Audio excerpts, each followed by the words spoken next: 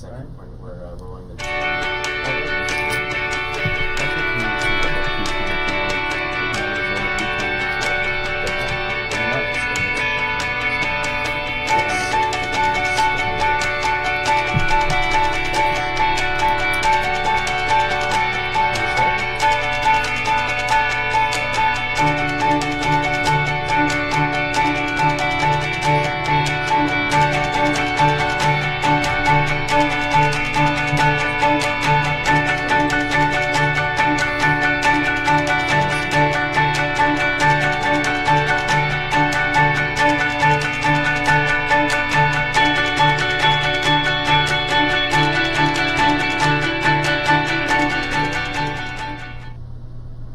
I'll give you a countdown. Okay, we are live in 3, 2, 1. Go. All right, welcome to Journal Club. Today is March, what is it? March 14th. We missed last week because of a state of emergency. The roads were closed and everything, and there were high winds. So we're starting for today. Our articles are posted on the website. And anybody have interesting cases? I just had an interesting case from about an hour ago, actually. Guy comes in, he's been feeling kind of weak over the past couple of days. Nothing really specific, but just kind of weakness since Sunday. So no chest pain, no shortness of breath, no nausea, vomiting, diarrhea. He's got a history of anemia, and his hemoglobin was like a couple of months ago, I think was around 8 or 9. Got an iron transfusion at the time, was feeling better. So his vitals initially when he came in, he was hypotensive, his blood pressure was like 70 over 50 or so, his heart rate was in the 70s, but very well appearing, non-diaphoretic, and normal mental status. So, and again, no chest pain, no shortness of breath. The guy's got a history of heart failure as well and a poor EF. Said because he hasn't been feeling well for the past couple of days, he hasn't really been eating much.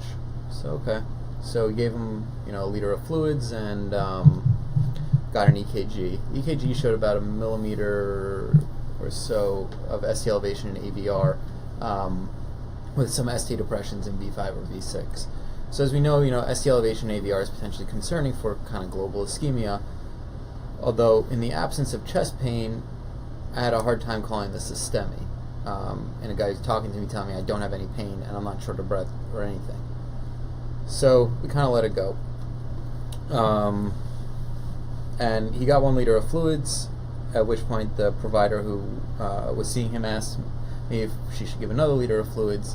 The guy with CHF, I said, let me go over and sono his IVC to see if we should give him another liter of fluids. So I'm over at the bedside sonoing him. His IVC looks very large. So now that kind of changes the differential a little bit, why this guy is so hypotensive with such a large IVC. So I'm thinking, possibly PE, something potentially going on in the right heart, although he's not short of breath, he's not tachypneic and not tachycardic, so PE doesn't really make sense to me so much. We had a repeated initial EKG, which got the ST elevation AVR was a little bit better. It still had the depressions of V5 and V6. So as I'm doing the sono, I start looking at his right ventricle, and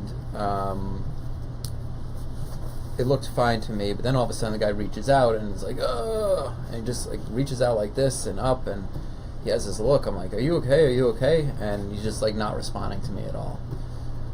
So I had the sono in my hand, and this is probably the one time that a sonogram actually saved someone's life. But I'm looking at the sonogram, and his heart just stops beating, basically. Wow. Was it fibrillating or is just stopped? It was still contracting a tiny amount, but his mental status was 0 at this point. Yeah. And it was one of these about to go into complete cardiac arrest. So, now I'm all the way on one side of the ER where there's no one else. There's no man's land over there. And I need some help. between me and where everyone else sits is a little bit, and I didn't really want to scream out, I need a code card. I don't know, I wasn't sure if any of the patients in between me and the next nurse, which is all the way on the other side of the ER, was going to bring a code card. So I ran over quickly. I got a nurse, ran back, started doing chest compressions on this guy, and gave him an epi, and like that, he was basically back. Cured. Yeah, he was cured. His color came back. He looked great. Did another EKG. Now he's got like a wide complex. He's wide complex tachycardia. Call a STEMI on the guy. All the cardiology comes down, and they're like, "Oh, his blood pressures are fine now." I'm like, "Okay, this guy was hypotensive until this happened. Now he got, a milligram of epi, and his blood pressures are 130 right now. But this is for sure going to wear off." Doing a sono on him, the guy's got an EF of maybe 5 to 10% at this point. The heart is barely moving. So at this point, I want him to go to the cath lab because I think he's probably got an occlusion somewhere. Oh, we got a cardiology wanted official echo. They came down, did official echo, and basically diffuse. He's got global ischemia. His heart is really not beating very well right now. So the debate is and then his creatinine is obviously high. So they're like, "Oh, we don't know if we should take him to the cath lab with his creatinine high." So that's kind of what's going on right now. But it was an interesting case.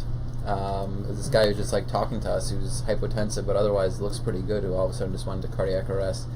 I think, for me, it just goes to show that in our cardiac arrest management, they do the best when someone's there to basically provide CPR right away. If this guy was at home and this happened, I'm sure he would have been dead. There's not much to do after he would have, even waiting 5 minutes for the ambulance to show up. If you're lucky, if you get an ambulance there in 5 minutes.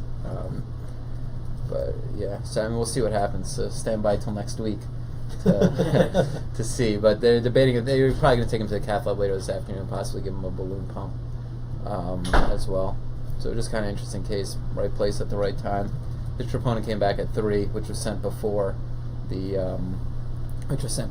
cardiac arrest happened. It was cool. Yeah, I had a similar case where it was like an old lady who came in with syncope, the exact same thing. She was talking to me, she was fine. All of a sudden, you look at the monitor, it's like, "Oh, that's just artifact. That's not VFib." And I was doing an echo at the time. I look at the screen, and you just see the heart sitting there fibrillating. I was like, "Oh crap!" Yeah. So same thing. It was witnessed, and I think that. Yeah, but it took me a second to even realize what was going on, and I mean, it may have taken me longer. I'm not even sure. Because you're sitting there talking to a guy, and then all of a sudden this change happens, which is completely unexpected, and I'm like, what's going on? And dealing with patients in the ER, people go crazy or they do stuff that isn't consistent with what's going on, and we chalk it up to all these other things. And there's a second time that I can for sure remember that I was right there, that someone is like, "Oh, this guy's having a seizure." This is actually during residency that it happened. And someone's like, "This guy's having a seizure," and like you said, it turns out he was in VFib, and the attending at the time, was like, "I think this guy's actually in VFib. I don't think he's having a seizure," and we ended up shocking him and getting him out of it. But when these changes happen, it's hard to kind of figure out, especially when you have an idea in your head of what you think may be going on, and then all of a sudden something, completely changes and throws you when you're there. So yeah, I mean, I don't know if I wasn't sonoing the guy's heart at the time, I don't know, maybe it would have taken me a couple of seconds longer to kind of figure out what was going on. Just lucky that I was there at that point doing it. But I mean, I think just getting help and then and getting other people to come to the bedside, get as many hands on deck as possible, and then trying to kind of restart it. It's hard to get that hit that restart button and start the whole case from all over again to figure out what's going on. I think if this guy came in like that, it would have been easier for me to go down that pathway rather than having him come in and then speaking and then going to cardiac arrest. But for now, he's alive. Hopefully, it will stay that way. But yeah, just things to think about. I think when you have an acute change, and I think the things you got to get, always repeat. I'm like, I need an EKG, and then someone's like, "Well, we just did an EKG 5 minutes ago." Well, something happened, so we got to see if anything changed on that finger stick. Make sure they're on the monitor, get all the people, and get as many people there, all hands on deck at that point, and then get your consultants if need be as well.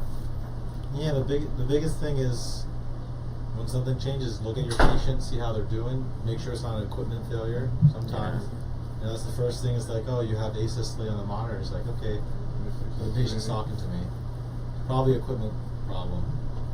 but if they're unresponsive, you feel for a pulse, and you kind of go down your list. Yeah. Comments? Anyone else have? I have an interesting case that was, let me just turn off my mic over here, so just in case my voice doesn't carry over there.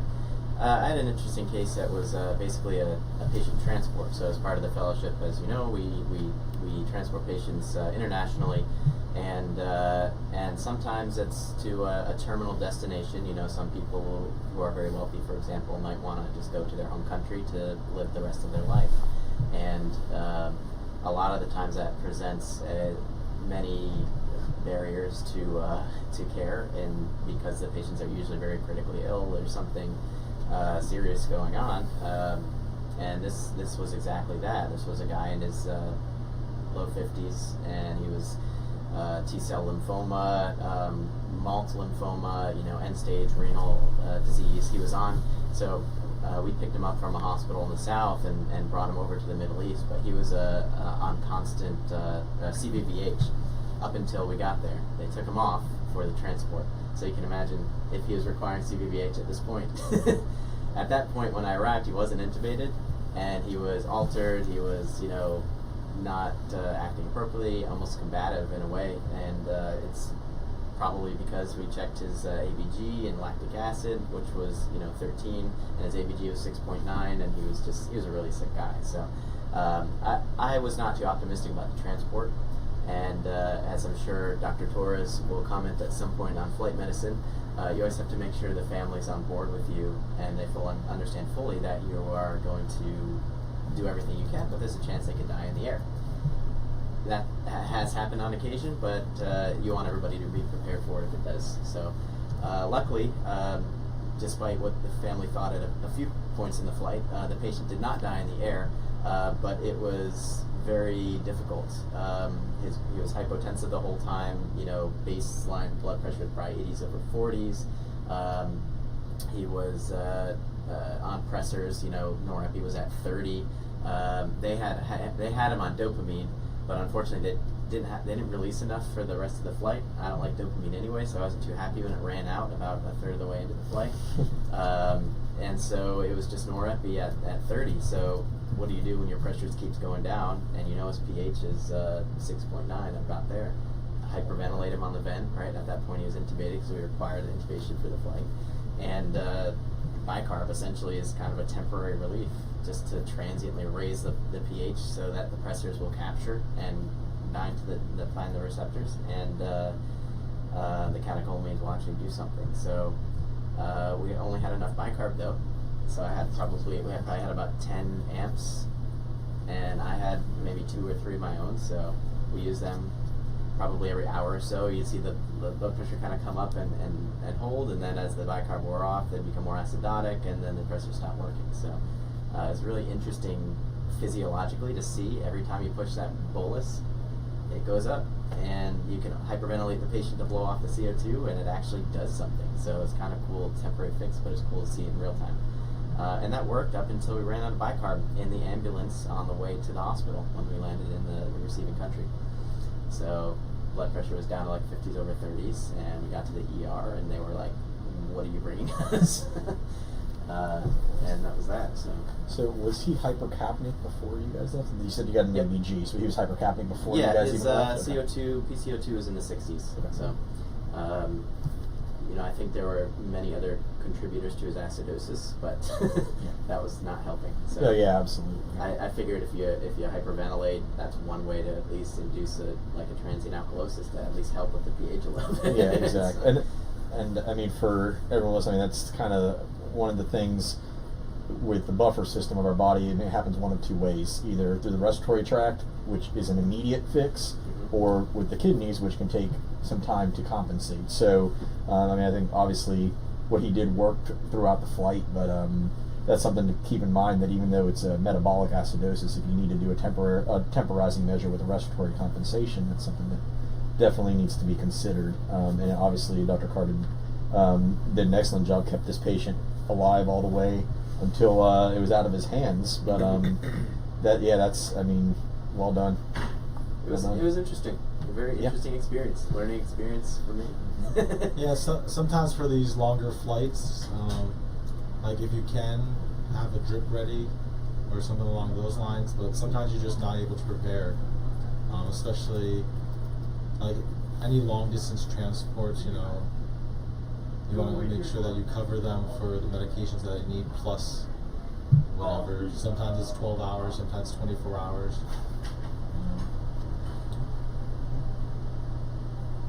Any other interesting cases? I mean, it wasn't necessarily too interesting.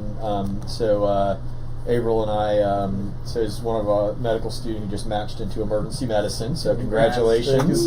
You'll find out where later in the week. Specialty ever. So very exciting. So he's been spending some time with us out on the road, and we went out on a call. We went out on a couple calls this past weekend where we were actually first on scene before BLS, before anybody.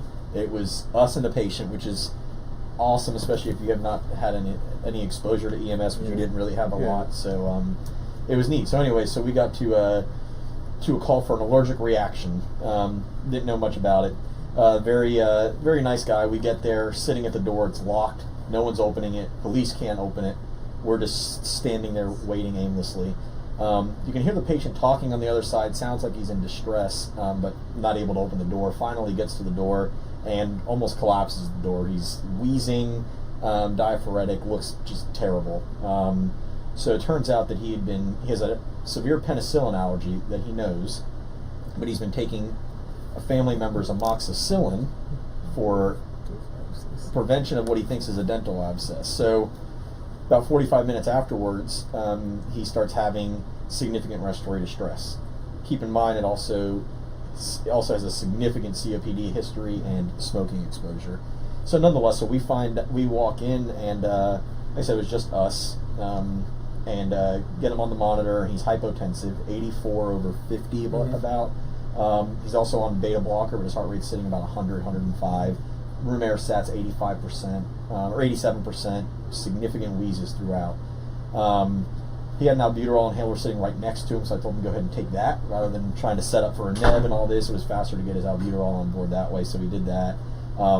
Put an IV, put him on some oxygen, nasal cannula, and I was getting ready to determine whether or not we needed epi for this guy for anaphylaxis at this point, and I got an IV started while we were kind of waiting on some other stuff to kind of get done, check vitals and all that, and IV fluids, all that, and reevaluation. The guy's blood pressure is 117/60, sats are 94%, like a whole new human being. Got Benadryl, Solumedrol. There's nothing, like I said, too exciting about the case, other than the fact that the debate that I was kind of having in my head was, is this just a real bad COPD exacerbation, or is this truly anaphylaxis? Because without any epi, improvement in his blood pressure and improvement in his respiratory status shouldn't have occurred with just IV fluids and albuterol inhalers. So it's one of those where, obviously not being in the emergency department, it's one of those where, is it this, is it that? I don't know. But mental status was always perfectly fine. He didn't have a rash or anything like that. So it just kind of goes to show. The reason I bring it up is you never necessarily know what you're going to get in an allergic reaction. It may be just that. It may be anaphylaxis. It may be COPD. You just never know. So the reason I bring it up is so you don't get premature closure before you even get to just hearing the dispatch. You don't get locked into an immediate thought in your mind. You need to make sure you assess every situation and keep an open mind about what your diagnosis really is. So who knows? I mean, who knows if this guy would have gotten epi, if that could have potentially made him worse? Who knows? It was just, it wasn't, like I said, too interesting in that regard. But it was at least kind of, when we were discussing it, kind of, well, those are the things that we kind of discussed and kind of brought up, or premature closure. The anchoring bias, which we see all the time in the ER too. Yeah. Triage nurse puts a chief complaint, patient has appendicitis, and then all of a sudden it's like, oh, well, if I guess patient has appendicitis, so let's just, whatever, and then all of a sudden you missed a, I don't know. Missed a torsion. Yeah, torsion or something like that, so it's easy to be anchored, so. And then another case that we had, a gentleman, healthy guy, no medical problems, no medicines whatsoever. We get called for unresponsive. Again, first on scene, no BLS, no ALS, no anybody. It's just us and one police officer, I think. And gentleman's not unconscious. He's sitting in a chair. I'd probably say mid-50s, somewhere around there. Otherwise healthy guy. And had a sudden collapse at the onset of a pretty much severe sudden onset headache. Felt the room was spinning, profusely diaphoretic. I mean, you could barely get the EKG leads to stay on, and he was just so diaphoretic. Vital signs, perfect, other than a blood pressure of like 160s over 70s. Otherwise, heart rate was 60. Sats were perfect. Blood sugar was 100. I mean, it couldn't have been more perfect in vital signs wise, but he looked miserable. Sudden onset headache, vertigo. Then he had an episode of vomiting. No history of anything like this before. So it's one of those, this is vertigo, is what kind of people were saying. I'm like, nah, it could be, very well could be, but I mean, this is pretty much sudden onset severe headache to the point where he collapsed. Was concerning for spontaneous head bleed. Especially with the blood pressure. Yeah, I mean, blood pressure 160, I'm not too concerned about that unless there truly is an intracranial bleed. But went ahead and gave him Benadryl, Reglan, got him tuned up, some IV fluids running, got him over to the hospital. I mean, this is just kind of to keep that in mind. It's like, could this be vertigo? Yeah, it could be, but I mean, he was a pretty uncomfortable looking. He looked extremely uncomfortable. We were first on scene, so we tried to get as much done as we could. And I was asking, like, how far away is the BLS truck? Oh, maybe 20 minutes. How far away is ALS? I don't know, 15, 20 minutes. So I'm just like, okay, so we're sitting here without being able to do a whole lot, transport him anywhere. But again, it's a very nice guy, and it kind of comes down to the keeping a broad differential diagnosis when you kind of get to a scene. But it was. I mean, what did you take away from that? I mean, I know I've been talking, but what did you take away from that case? From the first case, like we said, it's very important to treat the patient, not the vitals, because even though he was convinced that he was having an allergic reaction, I mean, there was no rashes. Yes, he was wheezing, but if we were just going ahead and giving epi, who knows if it was going to get worse or better. So always treat the patient, and re-evaluation is always important. So we kept running the blood pressure, and then realized that he went from the 80s over 50s to the 100s. So just by giving fluid and giving his nebulizer.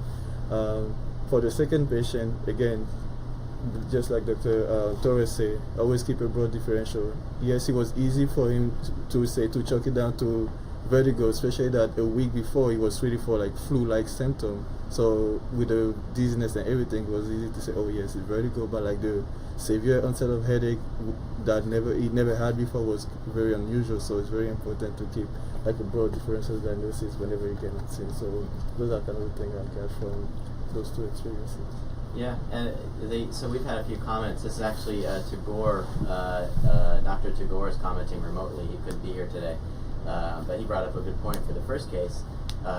Definitely keep a broad mind, but definitely have a low threshold to give epi if you're suspecting anaphylaxis. You know, I know Dr. Merlin brings it up all the time. I think he's coming, right? He'll be here at some point. So, but Dr. Merlin brings it up all the time. If somebody has anaphylaxis and you give them Benadryl and steroids, what's the peak plasma concentration of Benadryl is like 3 hours. Steroids probably longer. About 6 hours.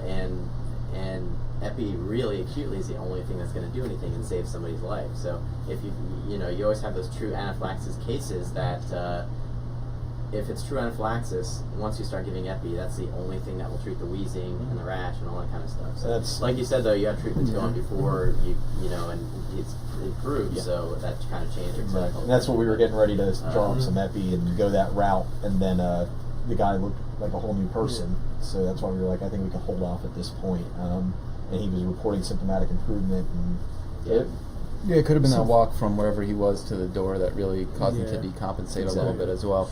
I think epi in general is a very underutilized medication. I think we're very scared of using epi as a whole. There are a lot of studies just showing with delay in epinephrine is pretty constant. It's a normal thing in anaphylaxis. Yeah, I'm sure, because people are like, oh, it's the guy just has a rash, or he's just a little short of breath, or there's not tongue swelling. But I mean, anaphylaxis is really defined as having two systems involved.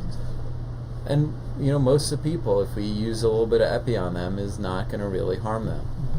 And there's a huge upside to it. That being save their life for anaphylaxis. And worst case scenario, they get a dose of epi that they didn't need. I mean, I would say 95 to 99% of the people that get that dose of epi IM, probably nothing bad is going to happen. It might to cause a them. transient bump in the troponin, you know, a little vasospasm Yeah. of the coordinate vessels. Just call it code stemming, you know. Right. Yeah. They'll have a lesion that was undiagnosed, and now they'll get it fixed. Yeah, I mean, I think we don't see true anaphylaxis so often Right. in general. Right. You know, and I think it brings up a whole another discussion about all these EpiPens that are on all the ambulances that, you know, expire in 6 months or a year or whatever their expiration dates are, and it costs a lot of money. That's a whole discussion for another time. But in general, I mean, any medication I think we're not used to using a lot, we're more hesitant to use because we don't see it and we're not, you know, we're not maybe comfortable with the dosing. Or an epi is also 1 to 1,000, 1 to 10,000. That's another huge issue. People make concentration mistakes. It's always important to think about, you know, for your anaphylaxis, and then even for some of your asthmatics too. You know, some people may benefit from epi. Yeah. All right, I think Dr. Loeb actually wanted to contribute something. He had an interesting case where someone was running a cardiac arrest with a patient with known renal disease, and you know, they just weren't turning around. They gave a couple rounds of epi fluids. So what else can we do? Bicarb calcium. Yeah, bicarb calcium, especially with someone with renal disease. You know, could this be hyperkalemia? The H's and T's, the big things. Would you go for so what I do usually is I'll look for like dialysis access. This patient, they do have renal disease. So how bad was their renal disease? You know, is calcium really going to hurt them? Probably not. You know, calcium is one of those drugs, especially in a cardiac arrest, where there's lots of benefits and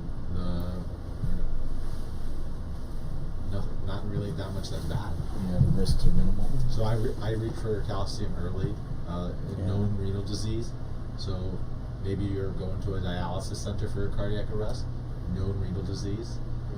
Someone has a humongous graft or a Shiley, that's known renal disease for me at least, then I'll just give it right away. For those of you who had patients where you did an EKG and you see a sine wave or a very, very wide QRS complex, and then you push that calcium, and then you see the next EKG is normal sinus, you see how much it is. And really all the calcium is doing is changing this cardioprotective. So it's not doing anything about the hyperkalemia per se, it's just protecting the heart from whatever's going on there. Yeah, anything that's really wide, especially above 200, definitely should be thinking about potassium or potentially sodium channel blocker overdoses. It may be easy to call something like that VTAC. VTAC is generally not going to be super wide above 200 or so. So definitely something to think about with the potassium. And like we always say, nuance of bradycardia. Really, anyone with renal disease should be thinking hyperkalemia, and calcium is really not going to harm these people. And do you give calcium chloride or calcium gluconate on these people? I mean, I give calcium chloride, so whatever you have. I give calcium chloride also personally. I'll give it peripherally, I'll give it centrally. I don't know if you guys concur, but I just feel like if you're going to get 3 times a punch with the same medication and someone's got to go mix a gram of calcium chloride into a 100 bag and then they got to get 300 bags over, we're dealing with hyperkalemia that is a life-threatening illness, and people will die from that and can die within minutes. So, I'm willing to risk a little bit of potential vein necrosis, or you just push it a little bit slower so that it doesn't cause the pain. Or you just start a good IV. Or you get a good IV. If you get a good Right. IV, you need back wall and in and out, to puncture the vein multiple Right. times is probably fine.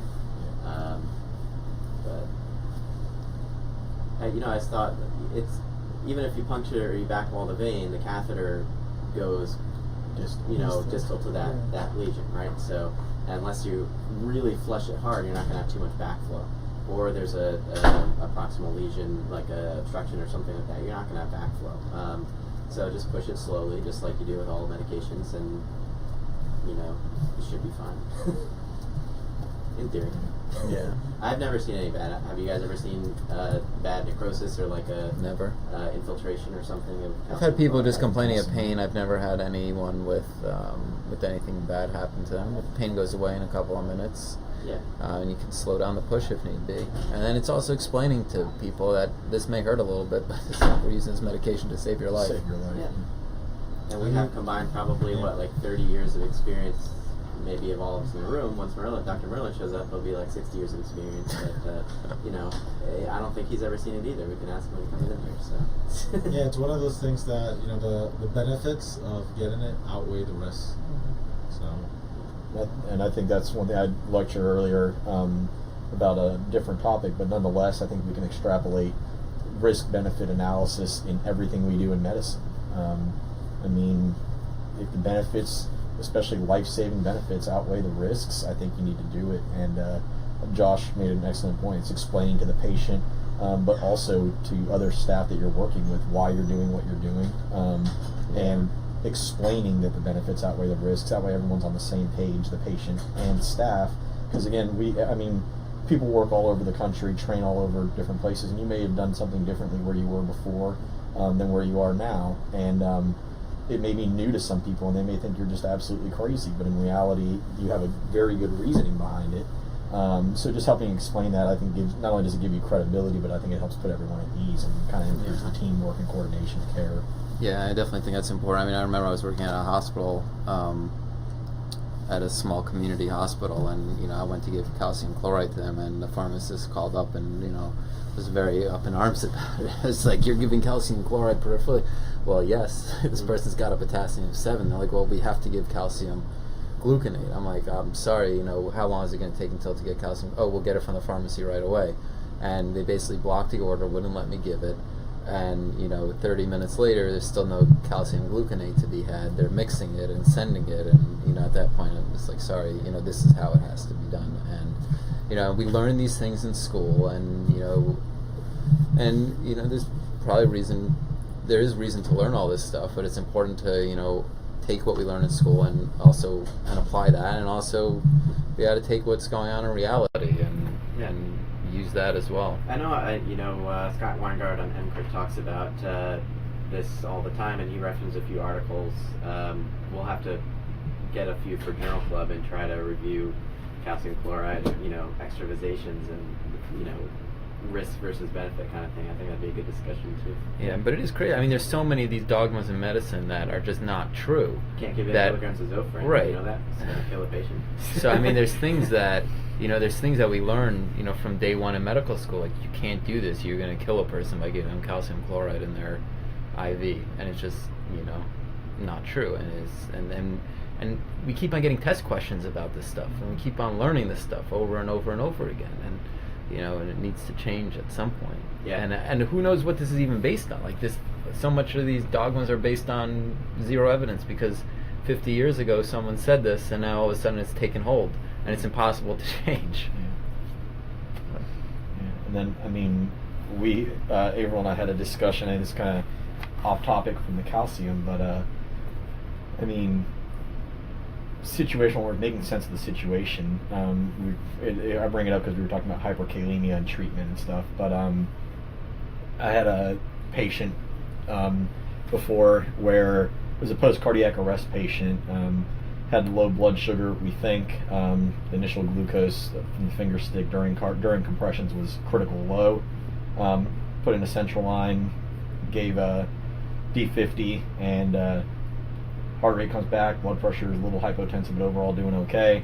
Recheck the blood sugar, and it says critical low again, knowing that I gave it through a central line, so I knew that we were where we needed to be. So it didn't make sense. So Is it blood sugar, you said? yeah, it was a blood sugar critical low, but once I replaced it with D50, it was fine. But we redrew it from the capillary, and same thing, critical low. I said it can't be. Yeah. So flushed the central line pretty well, wasted some blood, rechecked it from the central line. Now it's critical high. Yeah. So what was it? Were we mistreating a number, and were we even treating the right number? Hard to say. But nonetheless, patient gets resuscitated. Blood labs come back hypokalemic, a little bit, like 2.8.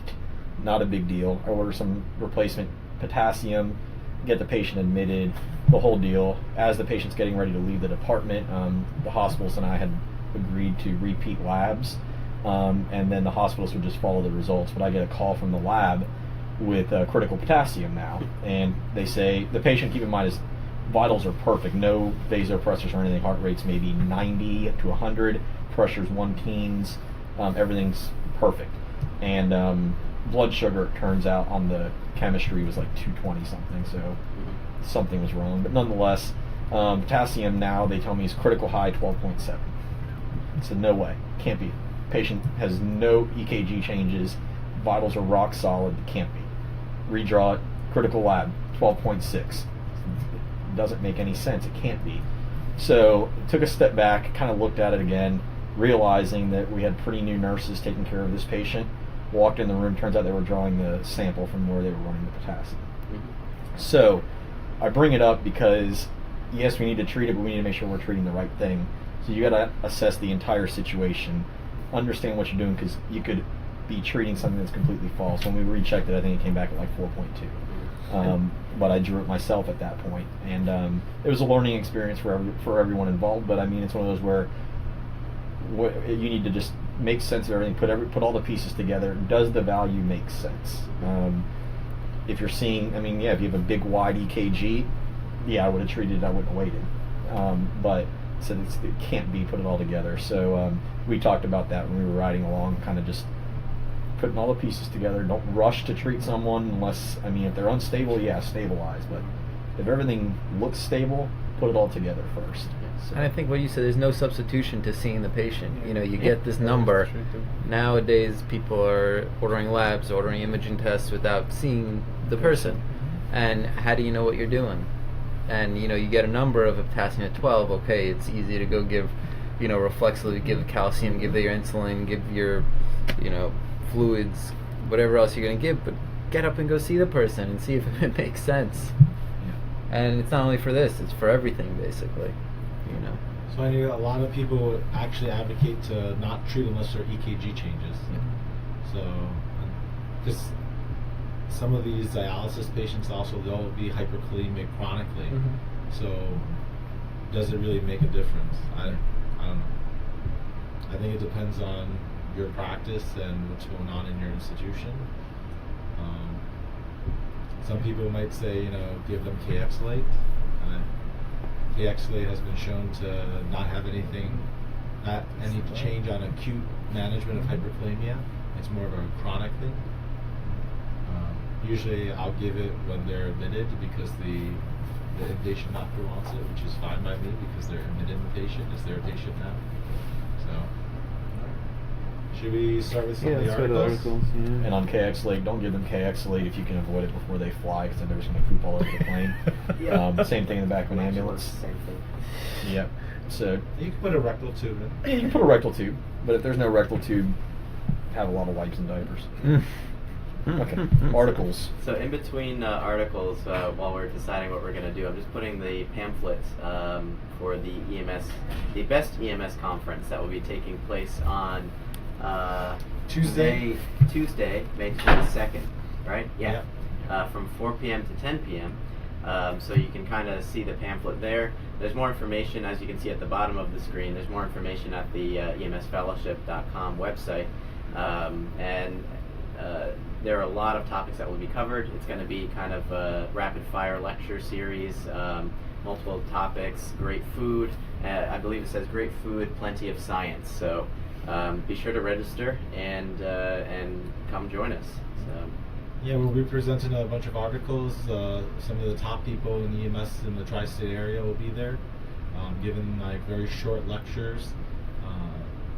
We're kind of figuring out, this is during EMS week, so if you guys are, have something that for your EMS week, we are working on getting CEUs and stuff set up, and it'll be at the Robert Tree Hotel as of right now. Yes. Yep. Robert Tree Hotel Ballroom at 50 Park Place in Newark. All right. Should be good. So we'll put that up again before we finish today, but just we'll start pushing for it because we want as many people as we can to go. It's going to be a great time. Excellent. Lots of learning. Does anyone have a particular article that they're very passionate about? I could talk about. I'm very passionate about all literature Yes, in emergency medicine and EMS, but anybody else want to go first? So the articles that we're reviewing today are the ones that we had from the snowstorm that we missed, the pre-hospital stroke scales, which is kind of in conjunction with our previous journal club. We have the pre-hospital management of hypothermia, which we actually already covered December 13th, but we can review it just because it's a good topic, especially this time Still of the cold year. outside. Still cold. Still cold. Actually, let's start with that one. Okay. All right, I can just summarize the hypothermia one quick. I won't go into too much detail. Let me just put the picture of the article up so everybody can see. So bear with me for 1 second. Hypothermia, right here. Okay.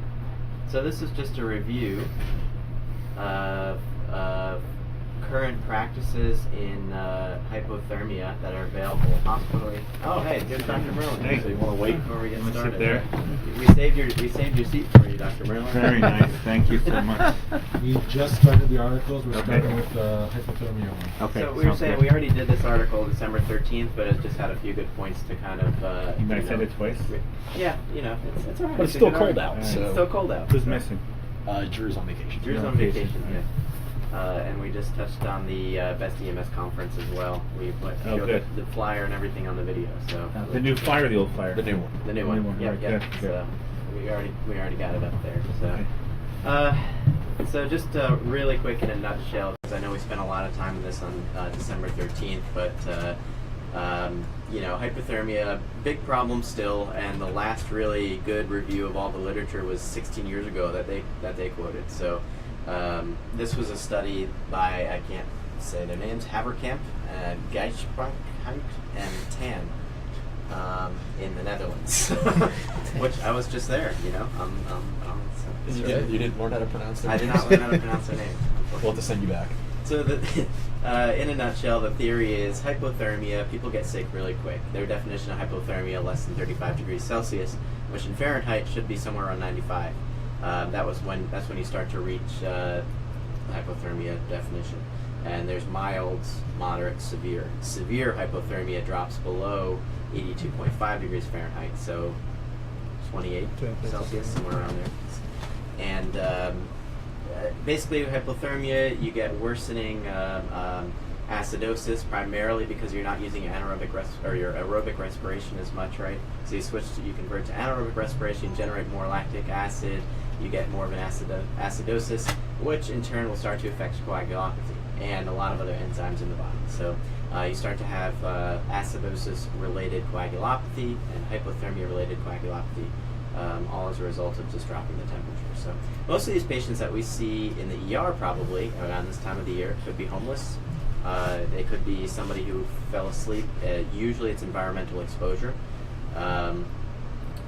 One too many drinks and fall into a snowbank. One too many drinks, you fall into a snowbank. Unfortunately, we may have all been there at some point in our life, but sometimes you just can't get out of that situation fast enough. So there are other things that cause hypothermia. Environmental exposure, probably the most common, but administration of cold IV fluid, so iatrogenic. People come into the ED, they get 3 liters of freezing cold fluid. That's going to drop their temperature. And hemorrhagic shock will also lower the temperature, and effects of anesthesia or sedation that can affect thermoregulation. So these are all things that we see in the hospital, and we kind of treat, we don't endorse any product for the fellowship, but the Bear Hugger, I think, is probably the first go-to for most of us in the ED. This is not readily available pre-hospitally, so this article kind of focused on certain things that are available pre-hospitally. So it was a review. They had a lot of articles, like 1,300 articles. They narrowed it down to 51 that were relevant to what they were looking at, and they just basically looked at different types of heating people up after they're too cold. So just to summarize those, they looked at insulation, vapor barrier materials. So insulation is probably the most common pre-hospital method available. We get a big blanket, we wrap it around the patient, and we throw them in the back of the ambulance, turn up the heat, right? and they looked at a few different mechanisms of insulation. The hot pocket. Anybody familiar with this? The hot pocket is not food. That's basically wrapping somebody in an insulation blanket and applying a space blanket on top of it. So you're getting the insulation factor, which will reduce the convection and heat loss of the patient, but you are also trapping the heat in with a space blanket and sending it back, so radiant heat. That seemed to be the most effective that they commented on. Other vapor barriers are available, but maybe not as effective. So the hot pocket method, which is 2 wool blankets and 1 space blanket, seems to be the most readily available and also the easiest and the cheapest. So Drew kind of summarized that last time when he went over the article. The other thing they looked at was heat, external heat sources. You can heat somebody up by pointing heater at them, active rewarming. The goal is to heat up the core. And as Drew mentioned last time, core temperature measurement is going to be key. Rectal thermometers, esophageal thermometers, right? If the patient's intubated, just throw down an esophageal probe. We use these all the time in marathon medicine, event medicine. Rectal thermometer, just to get a core temperature. In hyperthermia, we can use that. Same thing with hypothermia. So. You might not have those in the pre-hospital settings, but thermal, temporal monitors, stuff like that. The problem is the skin temperature may be much colder in a hypothermia situation than the actual core temperature. That's why we do the bladder thermometer, the rectal thermometer, but at least it gives you an idea. Yeah, and Catherine Doherty just mentioned beware of code brown. When you're inserting the rectal temperature, you can have an explosive blowout. So you stimulate the sphincters. Yes.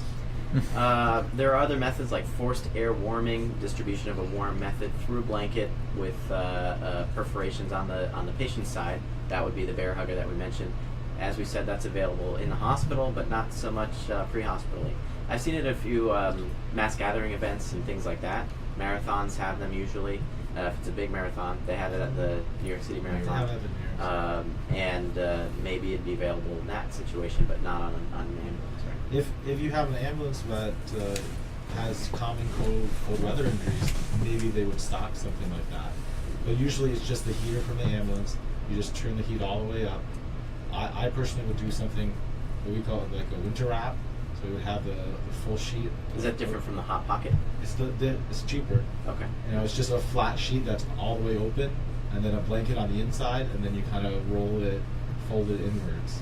So you open it up so it can gather all the heat and it stays warm, and then you kind of wrap the patient like a little burrito. Okay. And then the last thing that they kind of covered is heat sources with internal heat transfer. So there are other options to heat the patient internally. If you warm up fluids, right, that's one option. They recommend temperature, what they say, up to 38 to 42 degrees Celsius as a temperature of the fluids. Yeah, 38 to 42 degrees of the warmed intravenous fluids. Other options like they do sell warmers that actually will heat the IV fluid in the actual IV tubing, but most of those require special IV tubing, which is expensive. Right. And then the units themselves run on batteries, which are also expensive. Right. You can have cabinets installed in your ambulance that heat up the blankets and heat up the fluids, also expensive. Some people will throw their IV fluid on the dashboard and turn their defrost up. That is cheaper, but it can also crack your windshield. Yeah, and that's exactly the limitations that they mentioned in this article for those. So, a few other things to point out. So, they mentioned a warm blanket limitations. You heat up a blanket. You all know this. As you go and grab one in the geriatric emergency room to bring to the other side of the ED, by the time you get there, it's already cold. So it doesn't hold heat that well. So you got to run faster. You got to move faster. High step it. What else? So there are extreme measures that they kind of mentioned, but not in great detail, that we've learned classically. What other things can you do? Foley insertion. Warm fluids in a Foley to irrigate the bladder. That's one way to invasively measure. Just make sure you don't have a bladder probe for the temperature, because then you're just measuring the temperature that you're infusing. Yeah. And the other thing that I've heard of, never seen, is chest tube insertion with warm water, warm saline irrigation. Anybody ever done that before? They did it Really once cool. where I did residency. I mean, they put in 2 chest tubes, one up and one down, and they infused warm water through one. And that, in this case, the person was extremely hypothermic, I think to about 80 or 81 degrees. And it came in cardiac arrest, and I think it was just kind of a last-ditch effort to do whatever they possibly could at that point.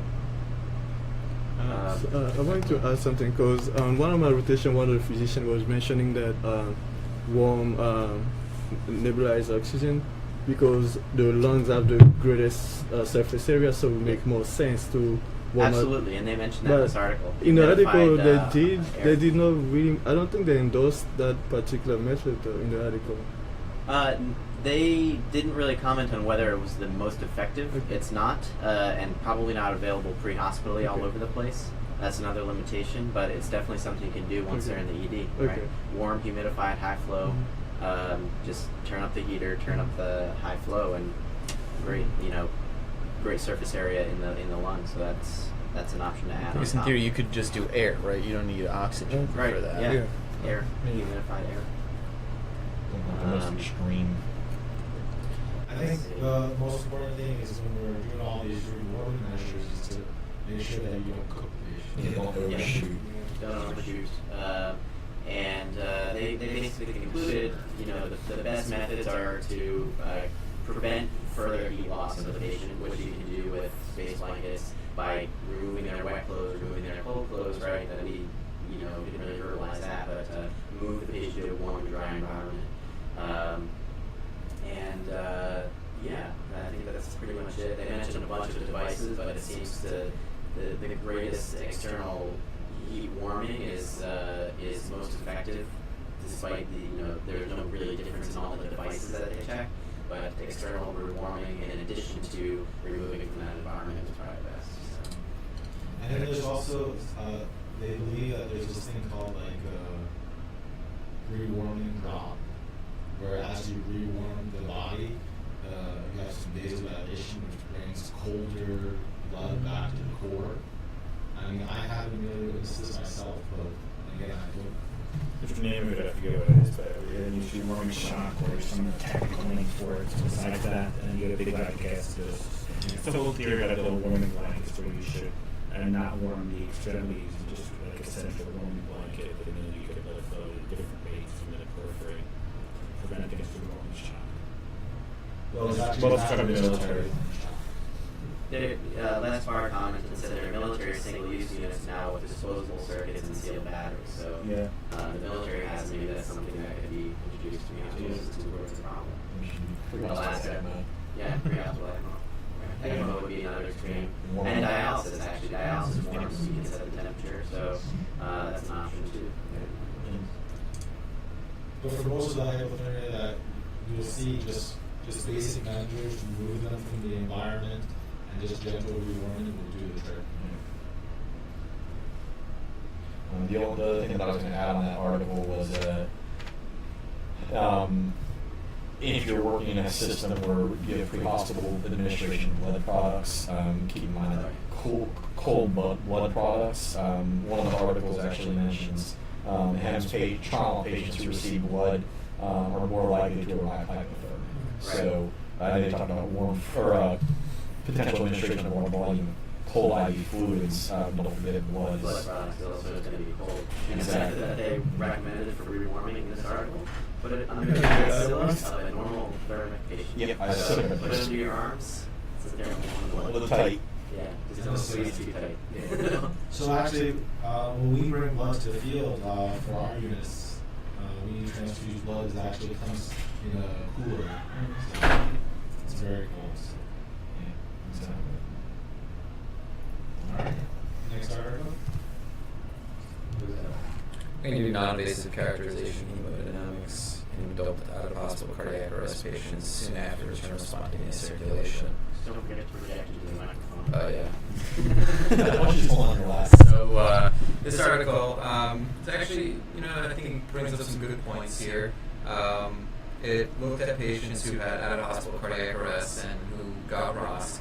And the question that they were asked is basically what happens to their hemodynamics after cardiac arrest. I think this is a common question, and when we talk about pressors, there's mixed feelings if we should be giving pressors to people. When in our sepsis bundles and everything, we give pressors with a map of a certain number, and Like over 65. right. So if someone has a map of below 65, part of the sepsis bundles are going to give vasopressors. Now, is that the right thing to do?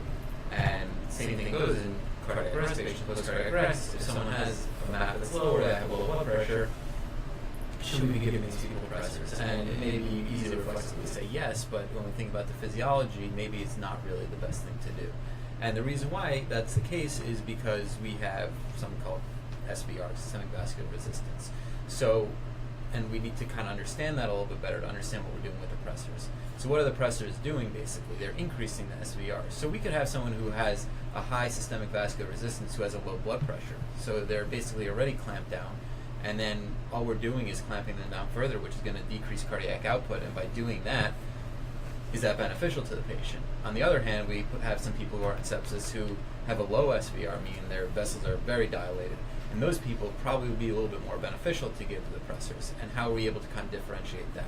And it's not that easy to do without having invasive measures. So in this study, what it did is they had this special device. I don't remember exactly what it was called. It was called the Cheetah Nikon. So what happened was they enrolled 30 people into the study. It was people who had an out-of-hospital cardiac arrest that was not related to trauma. They weren't prisoners, and there may be one or two other exclusion criteria. Pregnant and children. Those were them. So what they did was they attached, and this is also kind of based on the Rivers trials from 1994, I believe it was, when everyone got Swan-Ganz catheters and we were able to have more invasive monitoring. Now, we've kind of moved away from doing this invasive monitoring. So this is some sort of device that's able to calculate cardiac output, systemic vascular resistance, and to figure out what the total peripheral resistance in a non-invasive way. So what they did was they looked at this stuff and they didn't tell anyone how to treat the patient. So people would come in, some people would be on norepinephrine, other people wouldn't be on norepinephrine. And then they looked at what happened with these patients. So there were 30 patients enrolled. 6 of the people had low SVRs, 15 had normal SVRs, and 9 of the patients had high SVRs. Now, what they found was, something that was kind of interesting was that people who had low SVRs post-cardiac arrest, 0 of them survived, basically. 10 out of 24 of the patients in the normal to high SVR patients survived to hospital discharge. In the 6 patients that had low SVR, 100% had positive blood cultures versus 22 out of 24 normal or high SVR patients. So, I think this just kind of, shows that we don't always know exactly what we're doing. I think it's important to think about stuff and to, before we're just giving these medications that will have an effect on people, we need to think about it a little bit more. Do we have a great way, on the average ER or the average ambulance to measure the SVR? No, not at the moment. Unless you're going to be Swan-Gansing people, which I think most of us are not doing at this point. So maybe we differentiate between putting beta blockers in VFib or pulses VT in cardiac arrest versus epi based upon a mechanism to know what the SVR is. Right. It'd be interesting to look at SVR in relationship to epinephrine because we know that doesn't change outcomes, and we know beta blockers potentially do. Right. So tell me more about this device. So this device. Can I buy these devices? I'm not sure. They didn't talk about the device too much. We need to look a little bit more into it. Where was this study done? This was done in Virginia, Richmond, Virginia. So if I get this device, then I know who to give epinephrine to. Right. And if the SVR, what'd you say, the SVR is low, nobody survived? Nobody survived. So if I have a low SVR, I can just stop. And did some of right, those but people... I guess the question is, but maybe, let's say, maybe we have this device in the hospital, we get ROSC right away, we see a low SVR, and then give norepi immediately, maybe some of these people will survive then. Right, and if they have a high SVR, If they have a do we high beta SVR, block them? well, I guess the question is, if they have ROSC, do we want to beta blocker them after a ROSC? The beta blockade is, I think, going to be But Ornato effective. study, they beta blocked them during cardiac arrest. during the cardiac arrest, right? So, but this is only measuring the SVR after cardiac arrest. So I don't know if I would beta block someone after I got ROSC, potentially. Right, I probably wouldn't. So if they had a high SVR, let's say, you know, but he didn't whatever measure happens, SVR. He just gave the esmolol. But during the cardiac arrest. Yeah. So And how I goes mean, your if the SVR guy- during cardiac arrest? Right. So it's probably not good. And so Right, he probably shouldn't be had good. low or He no probably had SVR low, yeah. and still had better outcomes with beta blockade. Yeah. So, I mean, was this this was a non-invasive device? It's a non-invasive device. it Yeah, I says- mean, it says that it was just like attached to the patient, which it I, is. Yeah, you it's have 4 it, yeah. electrodes. I just sent you guys an email. Yeah. Yeah. See, it's a variety. They've replaced it with a new one called the Starling SV. So yes, let's talk about Starling first. How much does it cost? It doesn't say. Can I buy it? Oh yeah, it says it's sold. It's 100. It says Is it ICU or ED? ICU or ED. It says sold, cost-effective, and clinically validated. Again, we don't endorse any product. So send me the But- link. Let's see how much it costs. Yeah, Tim, did you send it? Actually, I just see here it says that the Cheetah Nikon is no longer sold in the United States. Yeah, if you read the next line, Oh, it says the Starling. model. That's why I said the model that replaces is the Starling. So it's a SV. rapid reading. It gives, fly all over the world. Maybe we can get And a there's a cheaper one than, 4-minute in-service somewhere video else. that we can watch. so can we? It measures SVR and what else? It says it measures stroke volume index, cardiac index, total peripheral resistance index, which is a measure of vascular tone. Yeah. So I would buy this because then I would know I can just stop working on, right? Because if they have a low or no SVR, I don't have to work them. And then maybe I can say if you have a low or no SVR, I give them, like Josh said, just some epinephrine right away and keep rebolsing epinephrine. Yeah, I think Potential. that's reasonable. I think this is got a research study with all of it. Let's call the company. We'll report back next week. We'll report back next week. Well, next week we're at all New Jersey EMS conference. Oh, right. We'll report back the week after. Week All right. Sorry, keep going. after. No, I mean that was basically. I mean, you know, they said that this was, you know, that we can't make any conclusions based on this, but basically just, you know, showed to correlate well the people that had low SVRs didn't survive, and it was interesting that the people with high SVRs tend to have better survival to discharge. So, you know, I mean, there's possibly some prognostic indicators, you know, could develop a better randomized control study, you know, using these parameters. Right. We're impressed by that. I mean, that's an observation I would have guessed. It doesn't, Yeah, I mean, it it doesn't makes show sense causation. somehow, right. It's just an observation. So that's like saying, you know, I think for me, you know, it's like saying that people who are healthier are healthier. I mean, it's, Right. I mean, if you're people who have better SVRs will probably survive Yeah, cardiac makes arrest sense. more so than people who don't have good SVRs. But I think this thing could be good, you know, in the average septic person who is hypotensive a little bit, and to see. Yeah. And in that case, you know, I think I would make much bigger clinical decisions. Right, because rather remember than that the article that I think you reviewed on sepsis. You know, Yeah. when do you start the pressors in sepsis, Right. right? And the answer is, you know, I'm always under the opinion that you start them really quick, right? You come in with no blood pressure, your systolic's 50 or 60, your septic shock. I start them right away. I don't do silly things like giving a bunch of fluids. I give the fluids at the same time I'm starting the pressors, right? But then we reviewed that article, and I think there was some evidence to show that if you get the pressors early, you vasoconstrict more, possibly causing more ischemia or hyperperfusion to the organs. So maybe early pressors are not the right answer. Maybe you wait. On the other hand, if you're working in the ER, you know, you order a pressor. It might take a couple minutes to get that pressor. Yeah. So why not order it right away? I mean, to me, if you come in today in septic shock and your blood pressure is 50, I'm ordering the pressor immediately. At the same time, I'm squeezing fluid in, right, Mike? And but I do remember that article to say Yeah. maybe I am doing the wrong thing. Yeah. That's how I was taught. Was you want to fluid resuscitate before starting first? We order Right. them at the same That's time. the traditional answer. But I mean, Yeah. I'm sitting there with your blood pressure Yeah. at 50 or in septic shock. Yeah, and that's what we ordered it at the same You time know. because, like, for that exact reason. Because by the time you get it from pharmacy or whatever, unless you're doing push dose epi or anything like that, but if you're waiting for a drip to be made by pharmacy, it's going to take a while. Hopefully, by then I've gotten Yeah. fluid in. But if you're in septic shock, you're probably a little bit older. You can, you know, you'll go into ATN quicker from, you know, hyperperfusion of the kidney. You'll go into shock liver. You'll hyperperfuse, you know, your brain, your heart, your lungs. You know, it seems to me like I got to get that blood pressure up really quickly. And do I squeeze that fluid in, or do I just get the pressure because I'm under a time crunch? You know, and I guess that's what you weigh vasoconstricting blood flow to the kidney causing ATN as opposed to just hypotension causing ATN. But maybe the answer is to know the SVR. Yeah. right? And then you know what you're doing, and then maybe the answer is your SVR is low, you start the pressor, and if your SVR goes way up, then you back off on the pressor, and that's how you measure doing the pressor, not based upon like a blood pressure. Right. Yeah, I think that makes sense. Titrate. Wouldn't that be really cool if that's like somebody did a paper on that? I sent you guys an email. We'll talk about it maybe next week, so we can go look at the literature that they put out on their website, and we'll see. Okay. I'll ask them if they have a rep in the area. Okay. Some grant money. I wonder if there are multiple companies that do this, or is there only one device? We'll figure it out. Okay, what's next? I can talk about the efficacy of pre-hospital rapid sequence intubation pediatric traumatic brain injury. Microphone.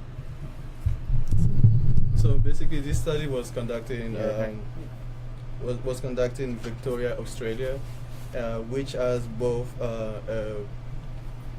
helicopter emergency medical service and a road emergency medical service.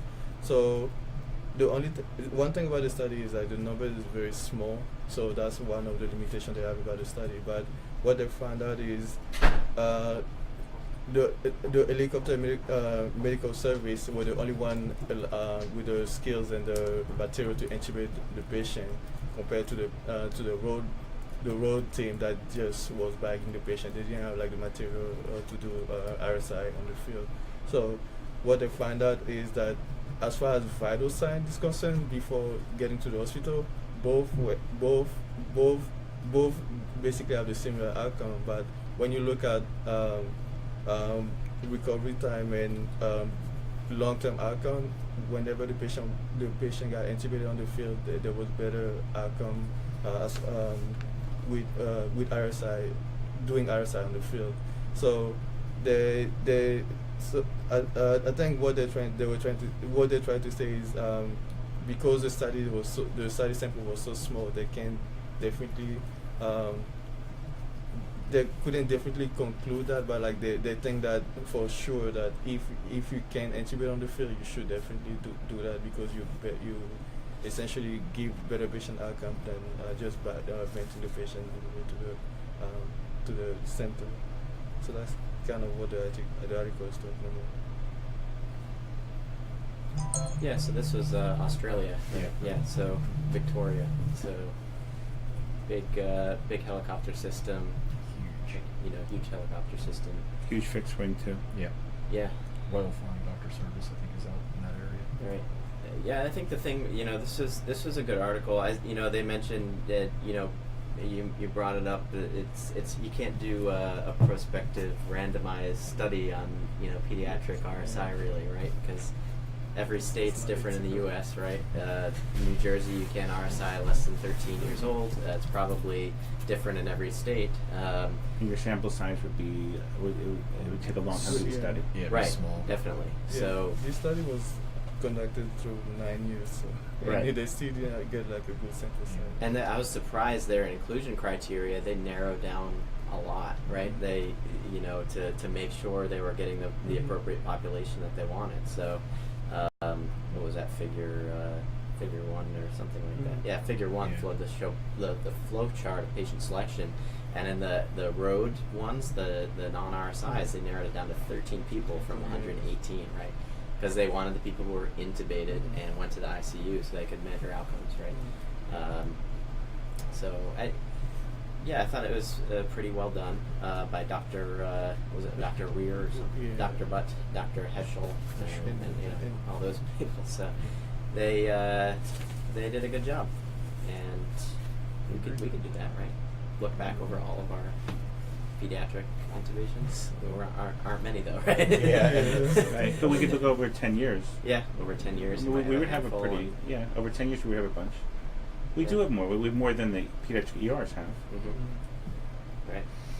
So they, you mentioned, but if once they did the subgroup analysis of major trauma, they actually did see, the length of stay in patients who were RSI'd pre-hospitally was a lot less. Right? That was significant, and the favorable functional outcome was people who are intubated pre-hospitally was a lot better. So 31 as compared to 1. So that wasn't statistically significant, but it was 0.06. So I mean, you're there. Yeah. So I think this is enough for me to say, look, this is something we should be doing pre-hospitally, because earlier is better in patients with major trauma. There's not enough literature out there, but this is probably as good as it's going to get. Just like you said, sample size by itself. So sample size, ethics, laws. Yeah. I mean, there's a lot of You get a big EMS system, or you get multiple hospitals. Right. National study. So anybody out there who wants to collaborate, we can put our data together. Or you use a care registry or one of the national databases. Yeah. I'll look into that next trauma. year. Okay. All right, what's next? I would say I can do the stroke, the large vessel occlusion systematic review. I know we've had a lot of talk on Don's study and that kind of stuff. So stroke, we've discussed this, that stroke has changed dramatically since November. I feel like I'm going to be November and January. January was pre-hospital stroke study, and the pre-hospital interpretation of Dawn. And November, I think, was the big Dawn study. Yeah, that was the New England Journal. The original trial came out in November of 17, and then January Circulation came out with their recommendations and official consent, or their official review and interpretation of the original literature from November. So I think it's going to be a game changer for stroke, which I'll probably be the one talking about it on May 22nd. We have I'll write that down. So we'll have a lot of. Again, we're going to be talking about stroke and a lot of literature on May 22nd at the conference. So I've been doing a lot. I worked with, for those that got the email, saw the clinical pearl in the email that was written by one of the emergency department residents. I helped review and edit that as well, and presented an article on Dawn. So all 7,000 people watching should be intimately familiar with the Dawn study. Yep. So that's the one study they should know in the last 6 months of all the studies we review. And we did that, I guess, 2 weeks ago for Journal Club, and then we did a clinical pearl on it that we sent out from our mailing list. Yeah. If you're on the mailing list, the clinical pearl you should have seen it. Dr. Figueroa was one of the emergency medicine residents, helped write that and collaborated with us, and he did a really good job of kind of summarizing the literature. So this article that we'll review. This is coming pretty much from Scandinavian neurology literature. Published in Neurologic Scandinavian literature. The article is actually written by two stroke physicians from Milan, Italy, and Como, Italy. So essentially what they did was they did a huge literature review going back through Medline, MBase, all these clinical trials from 1990 to 2017. So pretty significant time period of data. They looked at the databases to see the different types of scoring systems that were used pre-hospitally and in the hospital to evaluate the accuracy of detecting large vessel occlusion. So the reason large vessel occlusion and pre-hospital detection is so important is because that changes primary stroke centers, comprehensive, and extends that time period for treatment up to 24 hours. So again, that's the Dawn study and all that, but that's the reason it becomes so important. So essentially, out of all the studies, they reviewed all these things. They found 19 different scoring systems, 13 different studies, and out of all that, they looked at 9,800 patients. A lot of them came from some specific studies, but what they came to find out was the VAN, V-A-N, which stands for Vision, Aphasia, and Neglect Assessment, the NIH Stroke Scale, and the LA Motor Scale were the three best at predicting large vessel occlusion. In the pre-hospital setting. In the pre-hospital setting. Which is potentially true in the ER, although maybe not. Exactly, yeah. So this is looking at in kind of the pre-hospital setting, and one of the things that was interesting is the NIH stroke scale. I mean, I know as a physician trying to get credentialed at hospitals and having to have done the NIH stroke scale certification and all that, it's a pretty exhausting, long process. can potentially be difficult to do in the pre-hospital setting. And I know there's a lot of inter-rater reliability and variability in it. So I found that interesting. LA Motor Scale we talked about actually I think a couple weeks ago as well. When we So say this one more reviewed time. The 3 best pre-hospital scores are the VAN score, which is Vision Aphasia Neglect Assessment, the NIH Stroke Scale, and the LA Motor Scale. The Los Angeles Motor Scale are the 3 best. and your personal favorite? My personal is Cincinnati, followed closely by the LA. But they looked at Cincinnati here. Yes, they did. So why did Cincinnati not win? I don't know why it didn't win. All right. So when I looked at it, they had in terms of the numbers, and I think this is because it comes from literature all over the world. The Cincinnati stroke scale was just performed in the U.S. So it had the number of patients that they looked at were 303 patients out of the 9,800. Only 300 patients had this Cincinnati So stroke scale. let me play devil's advocate. Just humor me for a second. Let's not do any stroke scales. Let's just drive to the hospital. Just get them to the hospital. I agree. It's one of those where if they have Now we're large, EMS physicians, so we put the pre-hospital provider on a pedestal and we worship them. And with that said, I hate when people say just get them to the hospital. It's stupid. It's retarded. We have all this stuff to offer. But in this case, you need a CAT scan. And not only do you need a CAT scan, you need a CT angio of the head. And if you're over 6 hours, you need a CT perfusion study, right? So no matter what your score is on any of these scales, change. you need head brain imaging, right? No matter what. And these tests are not perfect, right?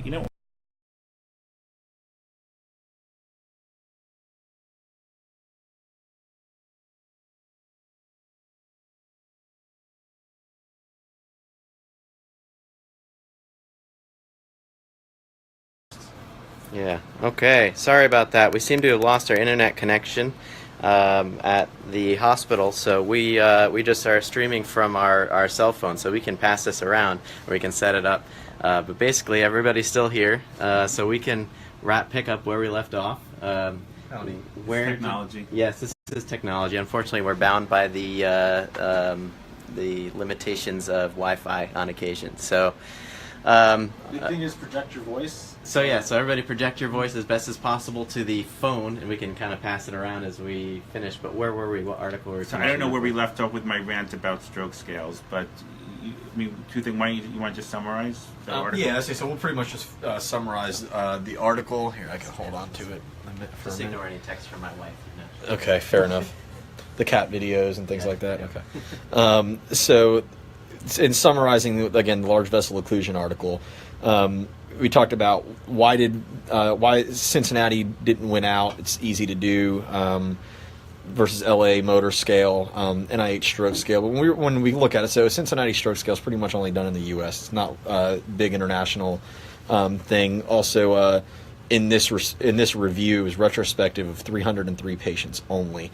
The other thing to consider is that a lot of these stroke scales were being performed at it is table 1 shows test performer. Most of them were done by neurologists. And I know we talked about kind of Hawthorne effect. If somebody's watching, you're going to pay attention. You're going to do it much better potentially, or you're going to focus more, whatever it may be. There's also less things that are less features that are involved in the exam. NIH stroke scale, there's 19 different modifications. There's modified, there's EMS, this, that, or the other. But there were very few articles that were done by paramedics. In terms of this review, there were only 4.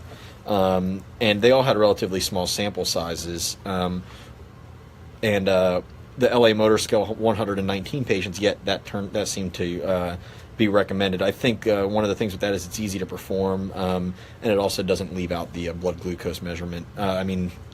Especially when you compare it to other things. The NIH stroke scale, I think, is just too difficult to perform. I think it's time consuming. It's not going to change the pre-hospital management, which is getting the patient to the appropriate facility to get their brain imaging. I know we'll leave the topic of pre-hospital imaging for another time, but out of all the things, the LA Motor Scale, VAN, and and NIH were the ones that are recommended. I think for us, LA Motor Scale, based on this article, I don't think this article really changes my practice in terms of pre-hospital recommendation or pre-hospital testing for stroke scales. I like Cincinnati. I'm going to get a blood glucose as part of my assessment anyways.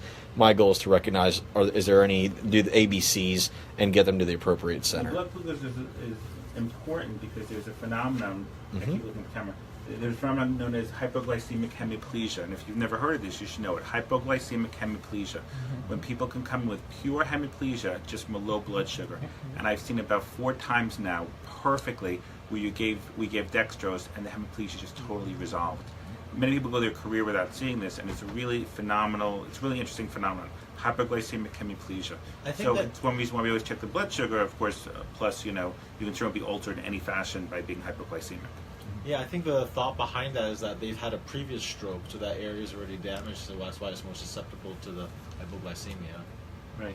Yeah. So just to summarize, the 3 best stroke scales according to this paper. VAN, LA Motor Scale, and NIH Stroke Scale. All right.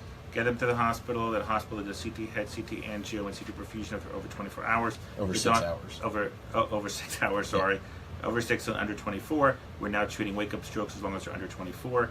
And the Dawn study changed how we're treating acute neurologic insult strokes. Do we want to answer any of the questions we have? I know the one question that was asked before we lost the connection was, what do we do about the patients that are less than 13 years old that we can't do RSI, at least in the state of New Jersey? How do we pass a tube if they have any kind of rigidity or anything? Well, that's just a New Jersey rule, by the way. So yeah, that's New Jersey. It's not that the doctor can't order it. It's just that the paramedic's not allowed to give a paralytic under the age of 13 in our state, just by history of the way it's written. So, I mean, the answer is, if you need RSI and you're outside of New Jersey and your protocol allows you to do it, you do it.